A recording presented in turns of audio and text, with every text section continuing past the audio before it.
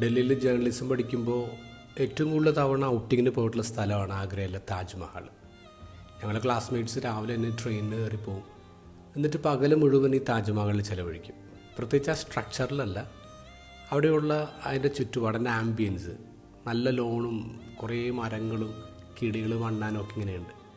അപ്പോൾ ഈ വൈറ്റ് മാർബിളിൻ്റെ സ്ട്രക്ചറിൻ്റെ ബാക്ക്ഡ്രോപ്പിൽ അവിടെ വന്നിരിക്കാൻ നല്ലൊരു ആംബിയൻസാണ്, നല്ല റൊമാൻറ്റിക് മൂഡാണ്. നമ്മൾ എത്ര തവണ പോയിരുന്നാലും എത്ര തവണ അവിടെ കണ്ടു കഴിഞ്ഞാലും നമുക്കിപ്പോഴും ഒരു വാവ് ഫീലിംഗ് ഒരിക്കലും നഷ്ടപ്പെടില്ല.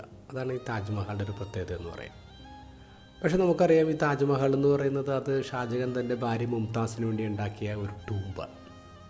അതിൻ്റെ ഉള്ളിൽ എന്താ, ഇറ്റ്സ് ബോൺ ആൻഡ് ഫിൽത്ത്, അതാണ്.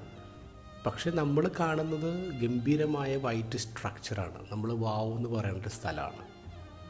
ഇന്നത്തെ ഗോസ്പലിൽ ഫരിസേനെ നിയമത്തിനെ നോക്കിയിട്ട് ഈശോ പറയുന്നത് വൈറ്റ് വാഷ് ടൂംബ് എന്നാണ് പറയാം. അന്നുണ്ടായിരുന്ന ജനങ്ങളൊക്കെ ഇവരെ കണ്ടിരുന്നത് വലിയ ഭംഗിയുള്ള സ്ട്രക്ചേഴ്സായിട്ടാണ്, ബ്യൂട്ടിഫുള്ളായിട്ടാണ്. അവരെല്ലാവരും വാവ്, ഇവിടെ ലൈഫ് കൊണ്ടിട്ട് അവരങ്ങനെ പറഞ്ഞിരുന്നത്. പക്ഷേ ഈശോക്ക് അവിടെ ഉള്ളിൽ കാണാമായിരുന്നു. അപ്പോൾ ഈശോ എന്താ പറഞ്ഞേ? വാവ് എന്നല്ല, വോട്ട് ചെയ്യൂ, ദുരിതമാണ് നിങ്ങൾ ദുരന്തങ്ങളാണെന്നാണ് പറഞ്ഞത്. ഒന്ന് ആലോചിച്ച് നോക്കിയാൽ, നമ്മുടെ ലൈഫ് നോക്കിയിട്ട്, നമ്മുടെ ഉള്ളിൽ നോക്കിയിട്ട് ഈശോ എന്തായിരിക്കും പറയുന്നത്?